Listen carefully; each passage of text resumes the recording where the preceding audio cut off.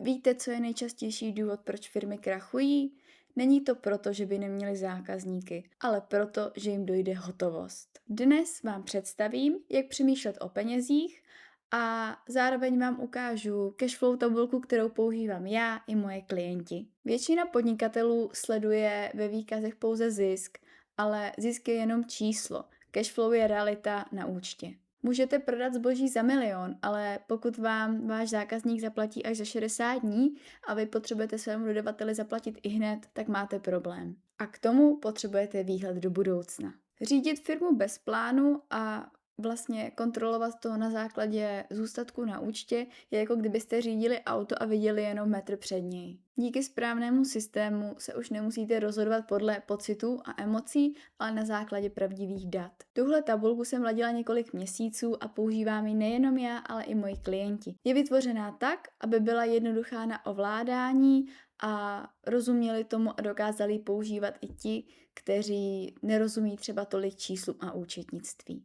Nyní se podíváme na můj cashflow plánovač. Když byste si ho právě chtěli pořídit, tak dostanete tady ten soubor, kde na prvním listu máte nějaký návod, jak s tím pracovat, ale to teď nebudeme procházet.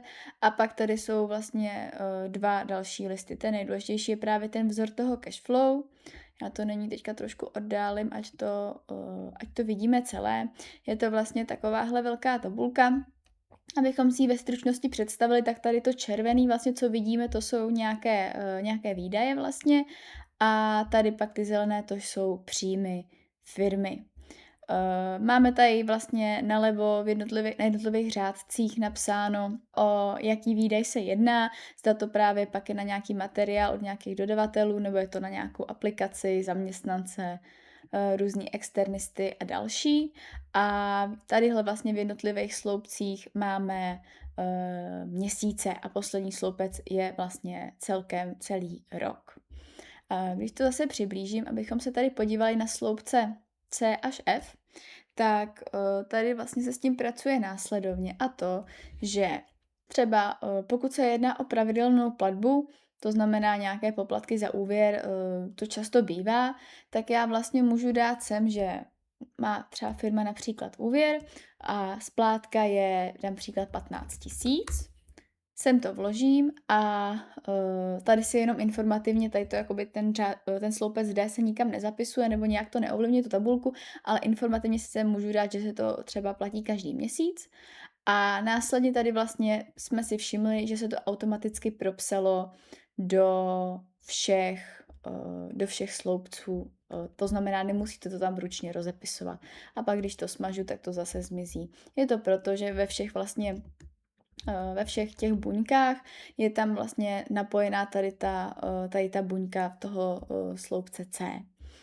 My než s tím začneme pracovat, tak vždycky doporučuji si určitě zduplikovat, aby ten vzor vám pozůstal a tady potom vlastně si dáte cashflow 2026 a už s tím můžete pracovat. To znamená, že já na začátku, když teprve začínáte vyplňovat tabulku, tak to funguje tak, že si k tomu právě sednete a postupně vlastně tady projdete tu tabulku a doplníte čísla.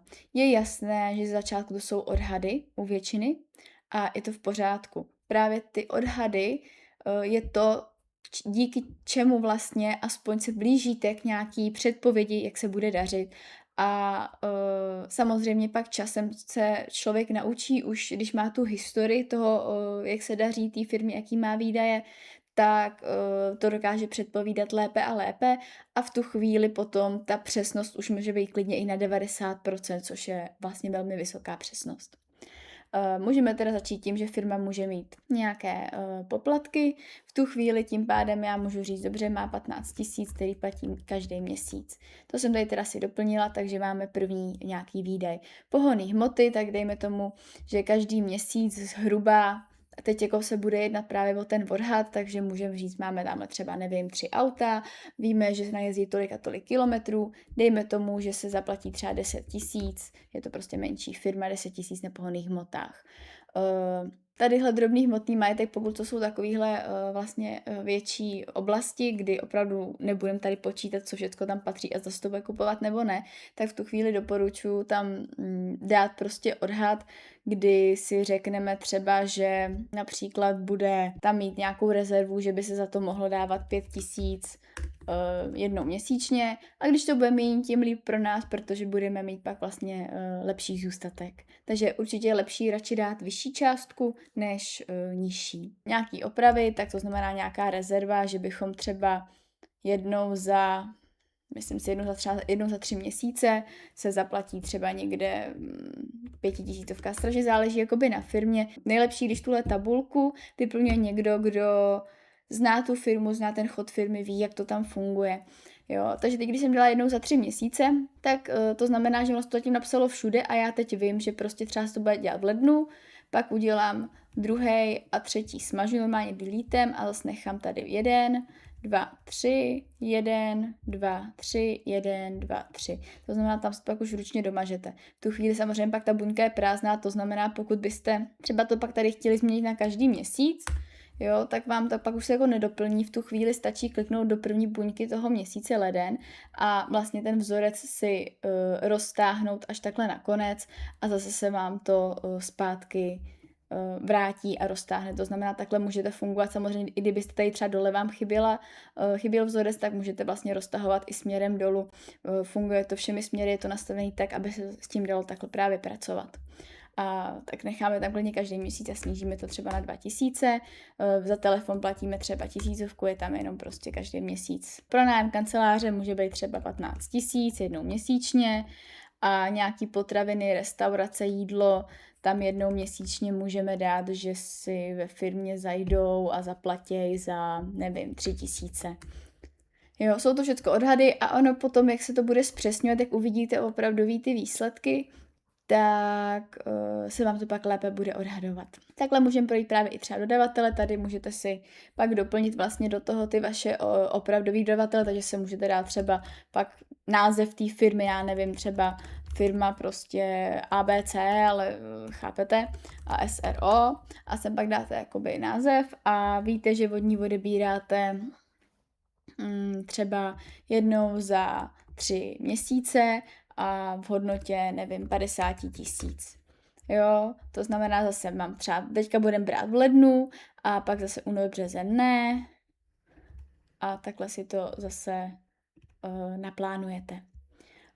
Takhle byste si doplnili další dodavatele, vlastně materiálu obalů, tady si případně můžete doplnit dodavatele zboží, tam třeba můžete odebírat jenom jednou za 6 měsíců za 100 000, záleží pak už na vás, jak si to uděláte, jak si to spočítáte, aby vám to vyhovovalo, nastavte si to jakoby nějakým tím předpokladem, stejně tak můžete říct, dobrý, máme tady prostě do reklam budget, že každý měsíc dáme maximálně třeba 150 000. Reklamy nám spravuje nějaká firma, který každý měsíc platíme třeba 50 000. Jo, na e-mail marketing nikoho nemáme, pokud byste nikoho neměli, tak buď ten řádek normálně můžete takhle odstranit, nebo si ho můžete takhle skrýt, že ho tam nechcete mít, aby vám tam nepřekážel, nebo si to naopak můžete přepsat, protože nemáte nikoho na e-mail marketing, ale můžete mít někoho na například jinou funkci. Tady třeba nikoho nemáme, máme nějakou IT firmu, který se platí třeba 10 000 jenom za nějaké věci, máme grafičku, který se platí třeba 20 000. A tady pak je služby ostatní, to většinou se úplně, je to nějaká, když tak řeknu, rezerva na nějaký, jako s čím se nepočítá, kdyby náhodou přišla nějaká služba nečekaně nebo něco jednorázového, že nějaký datový analytik se najme a tak využije se, je to něco, s čím se třeba úplně nedá plánovat dopředu, takže se můžeme dát zatím třeba jenom 5 000 a uvidí se. Se můžete dát pak aplikace, že máte například aplikaci ShopTet, za kterou platíte třeba, nevím, 1500 měsíčně, nebo můžete platit i jednou ročně, že platíte, takže dáte jednou za 12 měsíců, ale zaplatíte, dám příklad třeba právě, nevím, 15 000 a víte, že to platíte každý třeba červen, tak si to necháte jenom v červnu takhle. a sem doplníte ostatní aplikace, za které platíte, ChatGPT a tedy. Tady potom máte svoje zaměstnance, tady bude zaměstnanec první, tady je potřeba dát vlastně celou tu částku, když to tak řeknu, kterou odesíláte, jakoby tu hrubou mzdu, která vlastně se odesílá jemu a z jeho vlastně peněz jakoby za něj placený socko zdrávko jakoby toho zaměstnance a tady potom se počítá sociální a zdravotní pojištění, co platí jakoby firma. To znamená, když já tady dám, že 30 tisíc měsíčně, dejme tomu, tady ten bude mít třeba 50 tisíc měsíčně a tady vlastně pak si nastavíme to, že, nebo doporučuji vám udělat to, že si tady normálně dáte sumu, sečtete si vlastně všechny tu částku těch zaměstnanců a krát 0,338, tím se vám vlastně automaticky vypočítá vlastně 33,8% z té hrubé mzdy, kterou za zaměstnance vlastně odvádí firma. Je to nejjednodušší způsob, než abyste to tady odhadovali, dát tam rovnou procentem, ale už je to na vás. A pak tady může být nějaký externí vlastně další lidi, například na třeba právníky, účetnictví, tak sem si dáte právě třeba právní kancelář, právník, tam víte, že jednou za 3 měsíce něco s ním konzultujete zhruba za, nevím, 15 tisíc, tak to sem dáte a zase řekneme třeba první konzultace bude v březnu a takhle si to promažete. Stejně tak si naplánujete příjmy, tam můžete vlastně, tam většinou to třeba nebývá každý měsíc stejný, takže tam možná nevyužijete toho, že tady dáte prostě 500 000, ale každý měsíc, ale proto to ani není jakoby napojený, protože tady se to většinou jakoby nedělá, můžete se sem dát informativně, ale většinou to funguje tak, že ty tržby jsou jako různý během roku, většinou třeba před Vánoci to bývá většinou jako lepší, to znamená, že já pak jdu a většinou vím, že třeba tady vydělá firma 500 tisíc, tady bude zase 500, v březnu to trošku vzroste, duben, prostě okurková sezóna klesne, tady bude zase 400, červen už zase půjde nahoru třeba na 600, červenec taky, jo, potom to třeba poroste chvíli na 700 a před Vánoci klasika to vzroste úplně nejvíc a zase pak během Vánoc to trošičku poklesne, protože pak po Vánocích už lidi nenakupujou. Tak. A tohle je vlastně jakoby nějaký e-shopu B2C a pokud máte třeba i B2B, například máte nasmluvaný, nevím, Rossmann, nebo třeba DMko, záleží samozřejmě, v jakém odvětví pracujete, tak můžete počítat i od nich, že třeba objednávají jednou za 3 měsíce v hodnotě, nevím, 100 tisíc. V tu chvíli dáte tady právě tu částku, stejně tak třeba tady DMko, tak to může objednávat třeba jenom za 70, ale může třeba každý 2 měsíce. Tak a takhle si to právě doplníte, případně se můžete přidat nějaký ostatní příjmy, nevím, například ze stánku, kdybyste někam šli prodávat a tak. A tady potom vlastně dole je taková hlavní tabulka. Sem doporučuji na začátku vlastně roku zadat si první, jaký je stav vašeho účtu. Dejme tomu, že tahle firma bude mít stav účtu, nevím, třeba 750 tisíc, to si sem zadáte do červeného pole a nyní už se vám to všechno bude teďka počítat samo a funguje to tak, že tady se vám vlastně vypočítá čisté cashflow, to se počítá vlastně jako součet příjmů minus součet výdajů, takže vidíte, že cashflow je kladný, že je v plusu, to znamená, že to je dobrý. To znamená, na začátku první bylo na účtu 750 tisíc a ke konci roku k tomu přibylo 200, nebo ke konci měsíce k tomu přibylo 200 tisíc, takže má firma 31.1. skoro 1 000 000 na účtě. V únoru bylo zase kladné, což je jako super kladné cashflow. Tady se vlastně propíše ten stav, protože stav konce měsíce se rovná stavu začátku měsíce, takže ten se vždycky je stejný a k tomu stavu začátku měsíce se buď přičte nebo odečte podle toho, jestli je kladné nebo záporné to cashflow a vyjde vám vlastně stav ke konci měsíce. Tady vám doporučuji, sice jsme tady nyní vlastně vyplnili pouze opravdové reálné číslo toho ledna, ale klidně si vždycky první vyjeďte vlastně zůstatek na účtu a tady sice třeba vyšlo, že 1. února by na účtu mělo být 976 000, ale pokud by tam třeba reálně bylo jenom, nevím, 890, tak pak si vždycky to tady přepište a ono se vám to přepočítá a ten únor je reálně nižší, než byl, tak aby se s tím dál počítalo správně. Takže na tom určitě doporučuji každý jakoby vlastně měsíc pracovat. A takhle si na začátku roku vyplníte tu tabulku. A jak to funguje potom dále? Pak to funguje tak, že ideálně máte vyhrazeného člověka, většinou někdo v nějakém oddělení, pak už financí na tom pracuje přes kódu faktury, to je jako nejideálnější. A funguje, nebo ten, kdo proplácí faktury, možná to je úplně jako nejlepší. A funguje to tak, že když ten člověk obdrží fakturu a třeba ji bude proplácet, tak během toho ji zapíše i do cashflow tabulky. To znamená, co ještě doporučuji pak udělat, já to dělám tak, že já si vlastně pak tady ty čísla, co jsou odhady, udělám fialově. To znamená všechno, protože vím, že je to třeba nějaký odhad, není to jako realita, tak to bude fialové.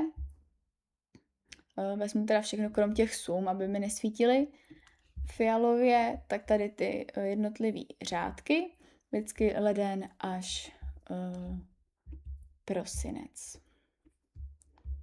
No a takhle vlastně bych udělala všechno až prostě dolů právě, jako tady je i to B2C předpokládání, tak bych udělala stejně tak fialově i B2B. Tak. A pokud všechno máte fialový, tak víte, že se jedná o odhad. A teď by mi přišla faktura, dám příklad za zprávu PPC reklam a oni by mi řekli, no tentokrát prostě jsme tam dělali víc prací, to znamená tentokrát prostě si účtujeme 60 000. A tomu se využije právě sloupce E a F, to znamená, já tady potom mám tu fakturu, sem do sloupce E napíšu 60 000 a datum úhrady napíšu, že to chtějí zaplatit, dám příklad 25.3.2026. Tak. A sem si to napíšu, abych to věděla a pak si tady vlastně sem do března, protože úhrada bude v březnu, tak do března místo 50 000 napíšu 60 000 a jelikož už mám fakturu, tak už je to jistota, vím, že ta částka opravdu bude odcházet, tak ji udělám černou. A to znamená, že pak vlastně funguje to tak, že pravděpodobně pak, když třeba teďka jsme v březnu, tak už leden, únor budete mít černou barvou, protože ty už jsou hotový a teď vlastně se pohybujeme v tom březnu, duben až dál teprve nás čeká, tam budou hodně odhady, ale už se nám tady ten začátek roku staví těma černýma číslama. Tady opravdu zaplatil se prostě úvěr 15 000, to většinou bývá stejný, ale třeba víme, že nakonec pohonné hmoty přišly a platilo se třeba 12 000 nakonec. Celá faktura nám přišla třeba a bude se platit ke konci třeba března 3.3.2026. To znamená, já tady vlastně do března pak dám 12 000 a už vím, že to je jistota, takže to dám černě. A takhle se to postupně přepisuje a postupně dává dohromady. To znamená, jsou tam dvě funkce v té tabulce. Jedna je ta, ten člověk, co tam doplňuje s těma fakturama vlastně i tady ty částky, co nás čekají a potom vlastně to reálně zařadí do správného měsíce, kdy ta úhrada té faktury proběhne. A zároveň by tam pak měl být nějaký ten člověk, ten strateg, co na to kouká. Za prvý to na začátku roku naplánuje, ale zároveň taky je potřeba, aby jednou za měsíc se na to ten člověk podíval a řekl si, to jo, dobrý, pohonný hmoty byly 10, teď se zvedly na 12 a je pravda, že nás čeká náročné období, tak já tady prostě všude dám teďka 12. Jo, a bude se vědět, teď to teda necháme, že bylo těch 10 000 a bude se vědět, že teďka se bude navyšovat 12. Je potřeba, aby jednou za měsíc na to někdo podíval se zpětně na ta černá čísla a řekl si, jestli opravdu se něco nebude navyšovat ceny, tak to může být například potom tadyhle i u příjmů, protože můžeme najednou vidět, že tady DM neobjednalo za 70, ale objednalo třeba za 150 tisíc, ale zase víme, že pravděpodobně tady v březnu tím, že už se udělali velkou zásobu, tak prostě třeba v březnu nenakoupí, takže nám tady ale v březnu vypadne příjem. To znamená, tady sice v lednu se nám navýší čistý cashflow, protože nám pošlou víc, ale pravděpodobně v březnu pak zase to bude jakoby nižší. A na základě toho můžeme počítat s tím, jestli ty čísla nám stačí a budeme mít na zaplacení nebo ne. To nám pak právě říká tadyhle to čisté cashflow. Pokud jsme vlastně v černých číslech, tak to znamená, že stále máme na zaplacení. Jakmile by tadyhle jsme byli v mínusu, v tu chvíli už doporučuju to cashflow nemít na měsíční bázi, ale klidně na týdenní bázi. A opravdu sledovat jednotlivý týdny a zapisovat si právě jako a plánovat si ty jednotlivý týdny, protože tam už potom opravdu může, když to tak řeknu, hrát jako o dny. Pokud se daří, tak stačí měsíční plánování. Tohle je jakoby to nejdůležitější, pak samozřejmě tady jsou nějaké grafy, kde pak si je můžete vlastně napojit a můžete, teďka tady ty vlastně grafy jsou napojený na ten cashflow vzor, to znamená pak stačí si tady vlastně to zduplikovat zase i ty grafy, protože tohle je vzor, tak tady si uděláte grafy 2026 a tady si potom vlastně akorát v nastavení přepojíte, protože teď vidíte, že to jde z toho vzoru, tak místo cashflow vzor tam dáte cashflow 2026 a už se vám to pak právě hezky a vidíte tady to čisté cashflow, že tady prostě v lednu bylo dobrý, únor až květen byl prostě špatný, ke konci roku nám to jde úplně skvěle. Jo, stejně tak tady srovnání příjmů, zase tady vlastně v tom rozsahu dat, co to sbírá, to převedete, aby to bylo data z 2026, akorát tam potřebujete opravdu přepsat jakoby všechno, jo, tak si jenom zkontrolujte, ať na nic nezapomenete. Vidíte, že největší část prostě jde za aplikace, mzdy a externí pracovníky, a ty se prostě ročně zaplatí nejvíc, pak jakoby za marketing a třeba pak nějaký to ostatní, takže tam vidíte i rozložení vlastně těch jednotlivých výdajů a stejně tak pak právě třeba podíl tadyhle výdajů, podíl marketingových výdajů a tak dále. Samozřejmě ty tabulky a grafy, těch si tam můžete přidat spoustu dalších, záleží pak už na vás. Případně se mi můžete klidně ozvat, já vám ráda pomůžu na míru tabulku upravit, aby vám vyhovovala a klidně s váma tabulku projdu a pomůžu vám ji připravit, abyste ji měli na základě vašich dat co nejpřesnější a byla vám dobrým pomocníkem. A pokud nechcete trávit hodiny vytvářením si své vlastní tabulky, tak si klidně tuhletu moji můžete stáhnout na odkaze níže. A to nejdůležitější, sledujte čísla a plánujte, abyste věděli o problémech dřív, než nastanou. A pokud chcete mít v podnikání systém, tak mě sledujte a budu se těšit u dalšího videa.